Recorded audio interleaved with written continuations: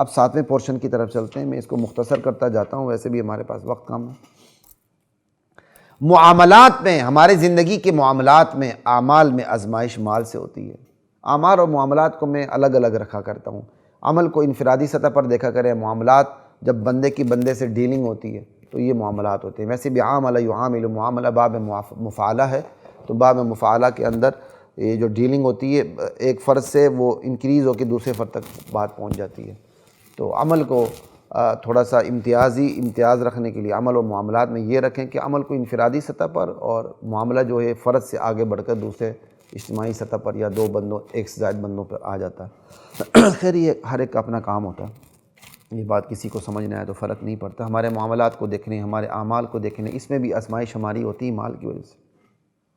فلاحی اداروں کا مال بے موقع خرچ ہو رہا ہوتا ہے، مال زکوٰۃ بے محل خرچ ہو رہا ہوتا ہے۔ ان ہاسپٹلس کو دیکھ لیں، بڑے بڑے اداروں کو دیکھ لیں، زکوٰۃ کا مال لیتے ہیں، بلڈنگ پہ خرچ کرتے ہیں، زکوٰۃ کا مال لیتے ہیں، بغیر فلٹر کی پتہ نہیں کیسے کیسے خرچ کر رہے ہوتے ہیں، زکوٰۃ کا مال لیتے ہیں، ڈائریکٹ کیا کہتے ہیں وہ انسٹرومنٹ پہ خرچ کرتے ہیں ہسپتالوں کی، تو ناجائز ہے۔ تو آزمائش ہو رہی ہے نا، آپ نیکی کا کام بھی کر رہے ہیں اور برباد بھی کر رہے ہیں۔ نیکی کے کام سے ایک نیک کام کرنے، بظاہر نیک کام ہے لیکن وہ آپ کو بظاہر نیک کام جہنم پہنچا رہا ہے، کیونکہ آپ کو پتہ ہی نہیں کہ زکوٰۃ کا مال کہاں خرچ ہونا ہے۔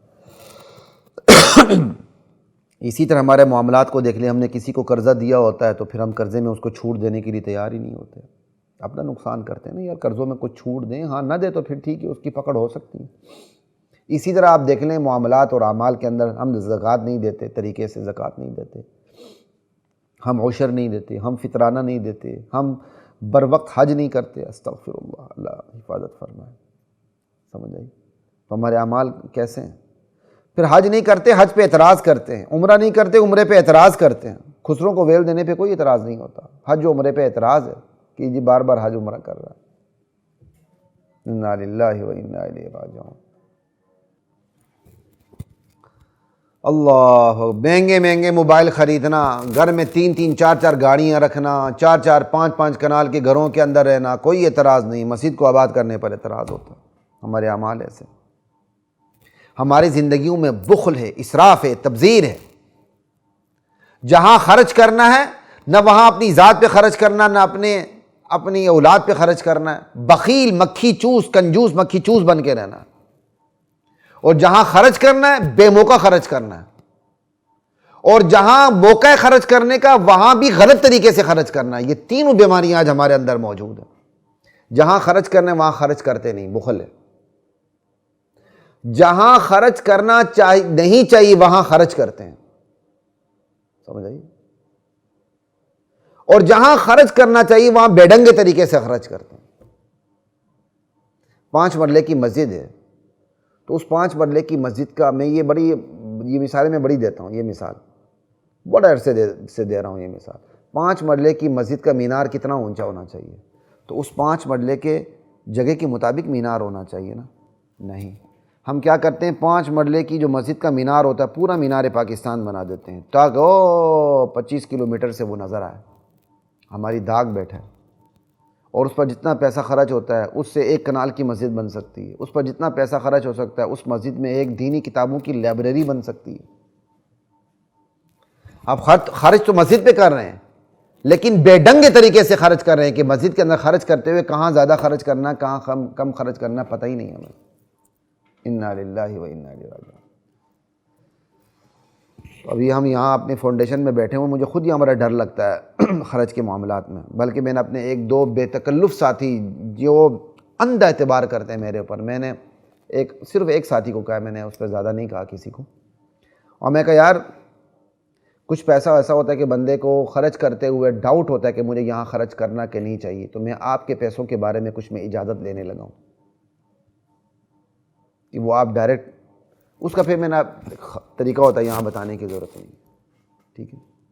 وہ پھر میں نے اپنی ملکیت میں لے کے اپنی مرضی سے ذرا لگا دی کہ چلو وہ ڈاؤٹ بھی ختم ہو جائے، اپنے بے تکلف ساتھی سے بات کر کے۔ بندے کو ڈر لگتا ہے، دین کا کام بھی کرے بندہ، اس کا پھر بھی بیڑا غرق ہو تو بچے گا کیا؟ اس سے تو پھر وہ جوتیاں گانٹنے والا، جوتیاں بیچنے والا اچھا ہے جو 5 وقت کی نماز پڑھ کے حلال روزی کماتا ہے۔ اللہ تعالیٰ ہمارا اچھی عاقبت فرمائے، اللہ تعالیٰ ہماری حفاظت فرمائے۔ اگلا مال دے رہا ہوتا ہے، احسان لا رہا ہوتا ہے، دودھ دے رہا ہوتا ہے، مہنگنیاں ڈال کے دے رہا ہوتا ہے، ڈونیشن دے رہا ہوتا ہے، اپنی ڈونیشن کا بیڑا غرق کر رہا ہوتا ہے مختلف طریقوں سے۔ میرے ایک بے تکلف ساتھی نے ایک دفعہ کہا مالی معاملات میرے ہاتھ میں ہیں، میں نے اس کو مذاق سمجھا اور بعد میں واقعی بات سمجھ آئی کہ یہ تو مذاق سے بڑھ کر کچھ اور سنجیدگی ہو گئی تھی۔ تو ہم ڈونیشن دے کر بھی اگلے پر احسان چڑھاتے ہیں، جیسے ہمارے ڈونیشن کے بغیر یہ ادارہ نہیں چلے گا۔ بھائی نہیں چلے گا، بند کر دیں گے بس، اور کیا ہو جائے گا، بند کر دیں گے۔ اللہ کو پھر آپ بھی جواب دے دیں، میں بھی جواب دے دوں گا۔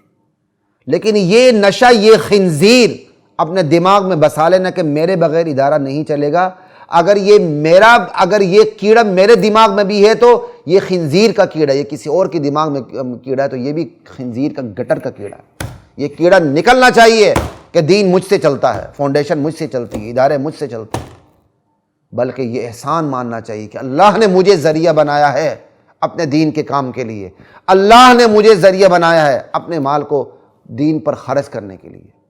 سر نیچا ہونا چاہیے، بندہ سر نگوں ہو جائے، یا اللہ تیرا احسان ہے کہ تو نے مجھے میرا مال خرچ کرنے کی مجھے توفیق عطا فرمائی، یہ نہیں، بلکہ اوپر سے احسان چڑھانا ہے کہ یہ فاؤنڈیشن، یہ ادارہ، یہ مدرسہ، یہ مسجد، یہ تو میرے مال پہ پل رہی ہے، چل رہی ہے۔ شیطان اسی طرح بیڑا غرق کرتا ہے ہمارے معاملات کو، اعمال کو، یہ مال کی آزمائش ہے۔ پھر یہاں تک ایسے لوگ ہیں مرنے کے بعد وہ وصیت کر جاتے ہیں کہ بھائی میرا مال، میرے مرنے کے بعد جو مرنے کی میری رسومات ہیں اس پر کیا کیا تم نے کیسے کیسے خرچ کرنا ہے۔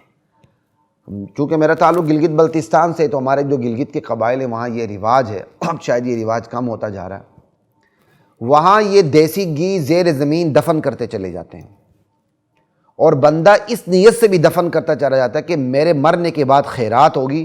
وہ جتنا پرانا گھی ہوتا ہے وہ اتنا طاقتور، اتنا ہی بدبودار ہوتا ہے، بڑا طاقتور ہوتا ہے یہ گھی۔ وہ زیر زمین بندہ منوں کے حساب سے گھی دفن کرتا جاتا ہے، کہتا میرے مرنے کے بعد تم نے اس گھی کی خیرات کرنی۔ انا للہ و انا الیہ راجعون۔ کیا عجیب طریقے ہیں۔ اگر اس میں کوئی اس کی نیک نیتی ہے تو چلیں کہیں نہ کہیں حساب کتاب برابر ہو جائے گا، کچھ ہو جائے گا، لیکن نیک نیتی نہیں ہے جو بہت سے معاملات میں بندوں کی نہیں ہوتی۔ او فلاں بندہ مرا، اتنی بڑی خیرات ہوئی، دیکھو جی۔ اگر وہ خیرات بھی ایسی ہے جو رسومات کے اندر داخل ہوتی تو پھر تو ثواب کی بجائے گناہ۔ تو ہمارے معاملات، اعمال میں بھی ہماری آزمائش مال سے ہوتی ہے۔